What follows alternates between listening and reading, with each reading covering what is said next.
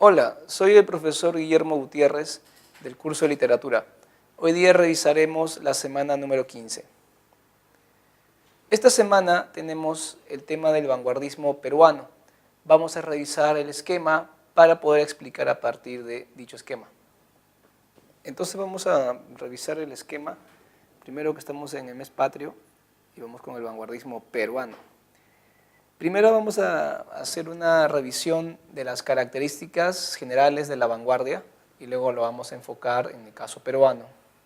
El esquema nos va a ayudar en ambas aplicaciones. Primero, el arte vanguardista apareció en Europa a inicios del siglo XX. Vanguardia proviene de las palabras francesas avant-garde, que significa en el castellano avanzar más allá. Avant-garde, avanzar más allá. A inicios del siglo XX hay una crisis espiritual, hay una crisis en la humanidad a partir de la Guerra Mundial.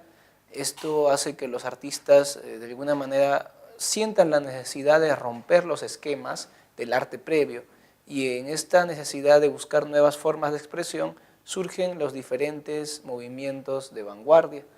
Quiere decir que el vanguardismo no es un movimiento uniforme y único, sino un conjunto de movimientos. A este conjunto de movimientos de vanguardia se les denomina los ismos de vanguardia. Entonces el vanguardismo, que surge en diferentes artes, es un conjunto de ismos. El ismo es una corriente vanguardista.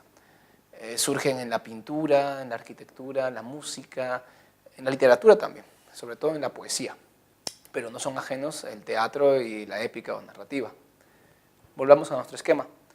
Entonces, cuando aparece este conjunto de ismos de vanguardia, durante inicios del siglo XX aparecen los máximos desarrollos durante los años 20. En la tercera década del siglo XX, en los años 20, aparece sobre todo el surrealismo, que es uno de los ismos más importantes. Sin embargo, no es el único. Revisemos algunos de los ismos. Tenemos, por ejemplo, el cubismo, el futurismo, el dadaísmo. También tenemos en España el ultraísmo, y el surrealismo también es un ismo importante. El surrealismo es tal vez el ismo de vanguardia de madurez, el ismo más importante, más trascendente de todos. En Perú tenemos poetas surrealistas importantes, como por ejemplo César Moro y Emilio Adolfo Westphalen. El espíritu vanguardista se caracterizó por ser iconoclasta. El sentido iconoclasta se refiere al hecho de no respetar lo que otros han respetado antes y rebelarse contra los paradigmas, es decir, contra los modelos. Se rechazó todo lo precedente histórico y buscó un más allá inexplorado, es decir, avant-garde, avanzar más allá. El vanguardismo se dividió en diversos ismos, entre los que se encuentra el dadaísmo, el surrealismo, el futurismo, el cubismo, etc. Los ismos aquí están reiterados. Vamos a revisar las características del vanguardismo peruano. Haríamos aquí nuestra indicación, vanguardismo peruano. Alejamiento del realismo del siglo XIX, ¿está bien? Eso significa decimonónico. En realidad, el vanguardismo se aleja del realismo, se aleja del modernismo, que es lo más cercano a lo que se opone, pero se opone a todo lo anterior, es decir, se asume como que lo anterior ya está obsoleto y que debemos buscar otros horizontes, otras formas, otros temas, nuevas palabras. Todo eso es la vanguardia. Cada ismo aporta una idea y esta idea se desarrolla mediante experimentos. Obviamente no todos los experimentos salen bien y por eso es que los ismos duraron muy poco. Su duración era de meses o pocos años. Aparecía otro ismo que tomaba lo que dejó el anterior, retomaba sus ideas en parte y lanzaba una nueva propuesta.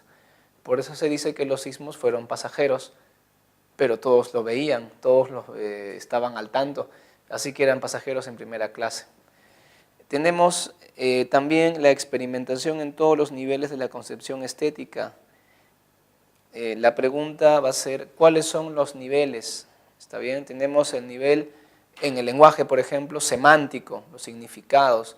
Tenemos el nivel sintáctico en la construcción de la oración y otras formas de conjunto de palabras.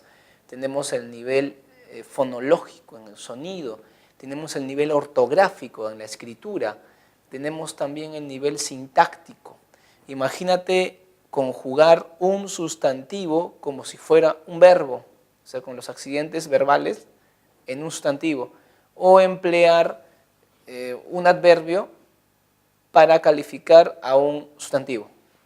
Entonces, ustedes que dominan el curso del lenguaje saben que los adverbios se utilizan con adverbios, adjetivos y verbos, ¿no? Adverbus junto al verbo, pero los vanguardistas como Vallejo tratan de alterar esa condición, experimentan qué pasa si yo califico un sustantivo con un adverbio, por ejemplo. Eso sería morfosintáctico.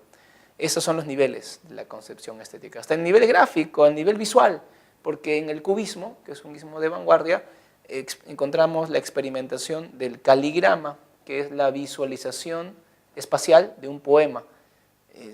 No solamente utilizo las palabras en los versos para dar a entender la idea que quiero transmitir, sino que uso las palabras en la superficie del papel para formar imágenes que den referencia al contenido del poema. Ese es el famoso caligrama del cubismo.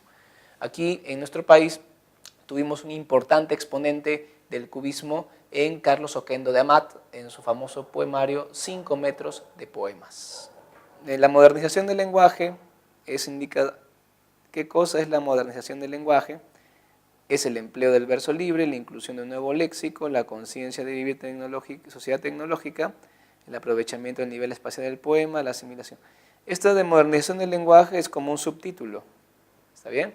Trilce es un poemario clave, se publica en 1922 y da inicio oficial a la vanguardia peruana.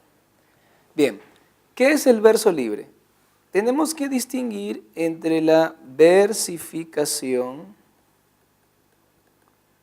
tradicional y el verso libre. La versificación tradicional se sustenta en 3 elementos. La métrica, es decir, cuántas sílabas métricas tienen los versos. La rima son los sonidos al final del verso, así me sale un verso sin esfuerzo, repetimos los sonidos al final, esa es la rima. Y finalmente el ritmo, porque si no hay ritmo no hay poesía, así de sencillo. El ritmo es la secuencia de las sílabas tónicas y los sonidos correspondientes de las sílabas. Tú conoces eso mucho más que yo en fonética, en fonología lo has estudiado, que la vocal cerrada, que la consonante alveolar, velar, la consonante abierta, cerrada, etcétera. Las combinaciones posibles entre las consonantes generan sonidos. Imagínate que en cada palabra hay una sílaba tónica y esa sílaba tónica tiene un sonido, avanza, eso significa el ritmo, ¿está bien? El verso libre consiste en no métrica, no rima, y el ritmo todavía se mantiene, pero a veces en vez de que sea un ritmo musical, se busca un ritmo desagradable, en vez de un ritmo como hacían los modernistas o tal vez los románticos, que suene bien, un ritmo que sea de la conversación cotidiana, romper con el esquema de la poesía clásica. El verso libre se preocupa solo por el ritmo y eso, a veces solamente el poema parece como una conversación sin un ritmo definido. Hasta el ritmo también a veces es puesto en duda. Inclusive la poesía de vanguardia se caracteriza por utilizar muchas veces la prosa, es decir, poesía en prosa. Ejemplos, los poemas en prosa de César Vallejo. Bien, entonces tenemos esto del empleo del verso libre, inclusión de un nuevo léxico. Tenemos aquí 2 concepciones opuestas en esta noción del léxico. El modernismo, que hemos estudiado ya en su momento, tenía una poética, una forma de hacer literatura en la que las palabras son exclusivas de uso literario, es decir, palabras asociadas con la aristocracia, con las piedras preciosas, elementos ajenos a la realidad, es decir, el exotismo. Todo esto es digno de ser incluido en un poema. Eso le llamamos la idea del léxico cerrado, un léxico exclusivista. Hay palabras literarias, poéticas, y hay palabras que no lo son. Eso lo piensan los modernistas. ¿Qué pasa en la vanguardia? En la vanguardia se rompe eso. La vanguardia emplea palabras de la matemática, de las ciencias, de la anatomía, palabras cotidianas, elementos del día a día, situaciones del día a día también en lo temático, pero este léxico es abierto, es una apertura lexical. Entonces la vanguardia rompe con esto que habíamos encontrado en el modernismo y la poeticidad de las palabras es algo que queda en el pasado. Cualquier palabra puede ser poética, es algo que la vanguardia nos enseña. Entonces tenemos el nuevo léxico, conciencia de vivir en una sociedad tecnológica, eso lo encontramos mucho en el futurismo. Mencionamos antes los 5 metros de poemas de Carlos Oquendo de Amat como un ejemplo de caligramas. También ahí vemos el futurismo, la preocupación, la noción de vivir en una sociedad guiada por la oferta y la demanda, el capitalismo, la crítica a esa sociedad. Algo que también habíamos visto ya en la poesía de Federico García Lorca, al revisar Poeta en Nueva York, donde critica el mundo materialista de Estados Unidos en ese poemario. Algo también es de vanguardia ese poemario, influenciado por el surrealismo. Aquí también Carlos Oquendo de Amat hace una crítica a partir de los 5 metros de poemas, ¿está bien? Pero mediante el cubismo y el futurismo, no el surrealismo. El aprovechamiento a nivel espacial del poema, esto es el caligrama, que es un procedimiento poético que corresponde al cubismo, como hemos estudiado antes. Y finalmente el mundo inconsciente, la escritura automática, corresponde al movimiento de madurez, al surrealismo. Vallejo no estuvo influenciado por el surrealismo, pero sí lo estuvieron César Moro y Emilio Adolfo Westphalen, dos de nuestros más importantes autores de la vanguardia. Los representantes tenemos a Vallejo, Carlos Oquendo, y también han colocado a Martín Adán con su famosa obra La Casa de Cartón, que se considera una novela lírica. El término en sí parece contradictorio, pero así se la ha clasificado porque es un texto experimental en prosa, pero sin un argumento definido. Entonces no es una novela que corresponda con la época. Se le puede considerar como los orígenes de la nueva narrativa inclusive. No han colocado en la lista oficial a Emilio Adolfo Westphalen, corregimos eso ahora. Emilio Adolfo Westphalen. Ni tampoco a César Moro. Aunque no lo crea César Moro, este es un seudónimo. Él se llamaba Alfredo Quispes. Y Emilio Adolfo Westphalen sí es el nombre real, no es un seudónimo. El apellido es alemán, pero él era peruano y corresponde pues al vanguardismo peruano inicial. Es un gran autor surrealista, igual que César Moro.